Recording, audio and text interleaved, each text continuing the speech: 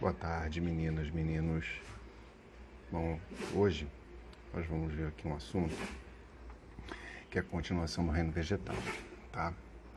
Então, nós vimos lá que o reino vegetal ele é formado por organismos pluricelulares e fotossintetizantes, e que o reino vegetal ele é dividido em 4 grandes grupos: as briófitas, as pteridófitas, as gimnospermas e as angiospermas. Hoje a gente vai falar um pouquinho aqui sobre as briófitas e as pteridófitas. Bom, esse grupo, as briófitas, é formado por plantas muito pequenas, com 3, 4, 5 centímetros de altura. E essa altura reduzida está relacionada a uma característica marcante das briófitas, que é a falta de vasos condutores de seivas. A falta dos vasos condutores faz com que todas as substâncias tenham que passar célula a célula para que possam atingir todo o corpo de uma briófita. Então, como não tem esses vasos condutores, a força de transporte dessas substâncias é muito pequena. Por isso, elas precisam ser reduzidas. Além disso, elas precisam também viver em locais úmidos, isso está relacionado com a reprodução das briófitas, e com pouca luz. Toda planta precisa de luz, porque toda planta tem que fazer fotossíntese.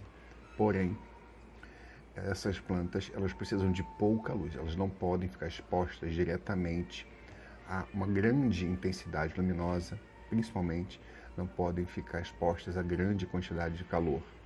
É necessário que elas vivam num ambiente com solo constantemente úmido. Isso também, como a gente falou, está relacionado com a sua reprodução. Apesar de serem vegetais, não têm órgãos verdadeiros. Não têm raízes, caules, folhas, flores, frutos, sementes. Então são plantas que, apesar de não possuírem essas estruturas, possuem outras que as substituem. Então, no lugar da raiz, a planta tem rizóides, no lugar do caule, o cauloide, no lugar das folhas tem filóides. Rizóides, cauloides e filóides vão fazer o papel de raiz, caule e folhas. Aquilo que é executado pela raiz é executado nas briófitas pelos rizóides, no caso do caule, o cauloide, e no caso das folhas, os filóides. Os rizóides, então, fazem a fixação da planta no solo e fazem também a absorção de substâncias, especialmente água e sais minerais.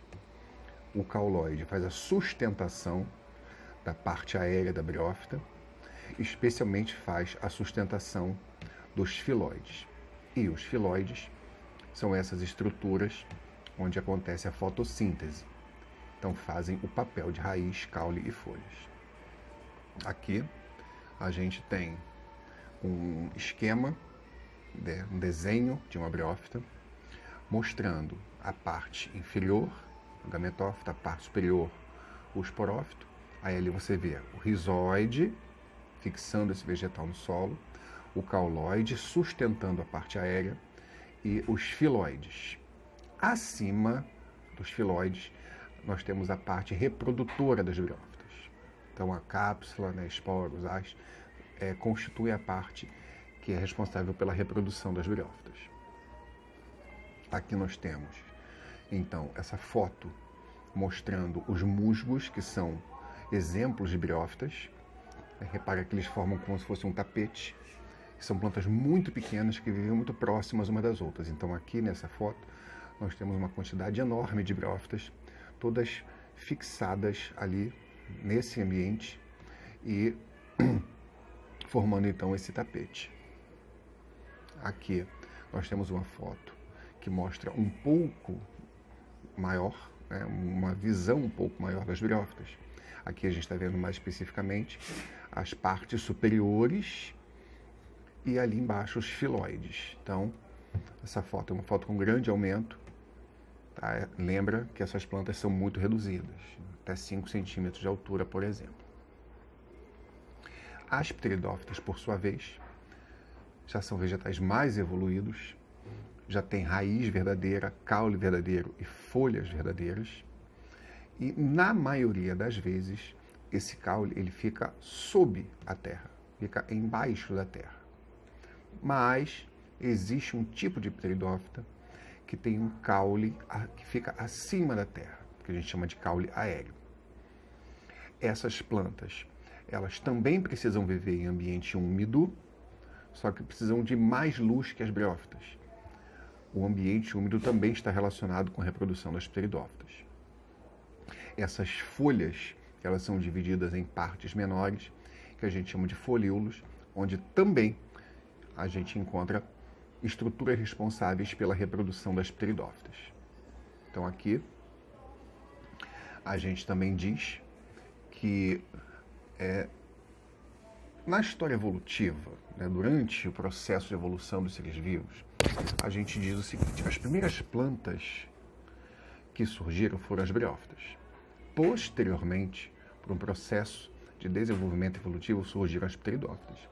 Uma aquisição evolutiva muito importante das pteridófitas foram os vasos condutores de seiva. Esses vasos condutores possibilitaram, então, que as pteridófitas tivessem um tamanho bem maior do que das briófitas. Isso por quê? Porque através desses vasos condutores, o transporte dessas substâncias, dessas seivas, seiva bruta e seiva elaborada, consegue acontecer com mais velocidade, com mais pressão. Então agora já pode atingir um tamanho maior, já pode atingir um porte bem maior. Exemplos de pteridófitas. Essa é uma pteridófita muito comum, muito famosa, que é a samambaia. Então as samambaias, entre outras pteridófitas, elas são consideradas como plantas ornamentais. Então muitas pessoas têm as samambaias em suas casas. Então elas, normalmente a gente observa que elas são plantadas em vasos e ficam suspensos. Isso por quê? Porque na estrutura das pteridófitas, as folhas, elas têm essa estrutura de queda, né? Elas caem formando como se fosse essa cachoeira de folhas. Então essas pteridófitas são as samambaias mais famosas. Temos também aqui as avencas, que são um pouco menores do que as samambaias, mas também usadas como plantas ornamentais. Então as pessoas podem também plantar as avencas nesses vasos suspensos. Não vão ter essa estrutura de queda tão intensa como das samambaias, mas elas também são importantes plantas ornamentais. Aqui nós temos uma pteridófita de porte muito elevado. Então o samambaia-açu ele pode ter vários metros de altura. Então esse caule aéreo, né, ele redondo que a gente está vendo, é um exemplo que a gente falou lá no início, tá? A samambaia tem caule subterrâneo, a avenca tem caule subterrâneo, o samambaia-açu já tem um caule aéreo, que é um caule que fica acima da terra, e no alto desse caule aéreo, aí sim, nós vemos as folhas do samambaia-açu. O samambaia-açu, durante muito tempo, ele foi usado, né, o caule do samambaia-açu ele foi usado para fabricar o xaxim, né, aquele vaso que a gente plantava até mesmo as samambaias. É uma espécie muito importante da Mata Atlântica, e essa predação que fizeram com o samambaia-açu, essa coleta predatória, ela acabou deixando o samambaia-açu em risco de extinção. Então hoje em dia, já há algum tempo, não é mais permitido fazer o corte do samambaia-açu. Então agora ele é uma espécie preservada. Bom, gente, lembrem que, né, os vídeos estão sempre no YouTube. Caso vocês queiram, vocês podem acessar ao momento que vocês tiverem vontade, tá? É só entrar lá no YouTube, procura o canal criado especificamente para fins didáticos. Então lá tem os vídeos, você acha com facilidade, né? Estão todos com os títulos, vocês acham com facilidade. Até a próxima semana com mais um vídeo. Espero que vocês estejam conseguindo absorver as informações com facilidade. Lembrem-se, ainda está no momento de ficar em casa. essa pandemia ainda vai demorar um tempo para acabar. Então, só saiam se realmente for muito, muito necessário. E caso seja necessário essa saída, lembrem-se, a proteção é importante. Usem as máscaras. Chegando a casa, lembrem de fazer toda a higiene, lavar bem as mãos, trocar rapidamente de roupa, tomar um banho imediatamente, caso seja possível. Tá legal, gente? Tudo de bom para vocês. Até uma próxima.